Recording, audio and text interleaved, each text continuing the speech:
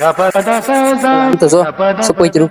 હવે ગલ્લો ફરી જાવ જો હવે ભૈયાની દુકાને માવા ન લેવા આમ જો પેલા માવા કેવા મોટા મોટા આવતા હોપારી આમ ગળામાં ડસરો નો વળી આવી હવે તક ડસરો વળે ને તમાકુ કાક સૂકો નાખતા હવે ખાતરીઓ માવા આવો મીણ્યો હા પેલા એક જણ ગમે એના ગલ્લા હાલી જાય ને એ જેવન જેવો માવા ઠોકવા જ મળે એમ તો કહું લે માવો એ હું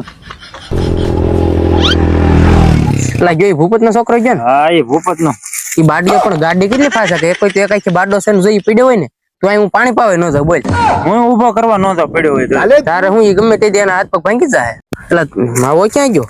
માવો તેલા ખવાઈ ગયો વાતુમાં તું બધો ઉલાળી ગયો આખી ઓલા મુકલા ગાડી લીધી ખબર નવી હા ઓલા ટેટસ જોયા હતા બે ત્રણ દી પેલા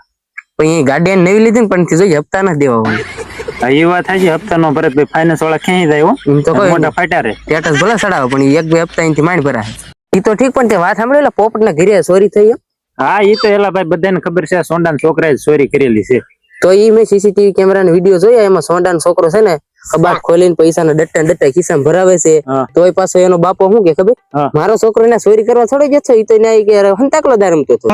છોકરાના બાપા ની તો છોકરાના વખાણ કરે ને એ કઈ થોડો કઈ છોકરાને એમ કે મારા છોકરા ચોરી કરી એમ આ પણ બધા ભાળે છે વિડીયો તોય પાછા કોઈને બાપનું નો હાસુ પડવા એ બધું આપડા ગામમાં આમ જ હાલે સારું તો ઓલો માવો મારો આખો ઉલાળી ગયો તો લાય એટલે માવો તો મારી પાસે ક્યાં છે હારો હાલું ગામમાં જઈને હમણાં લઈને તને ખવડાવું બરોબર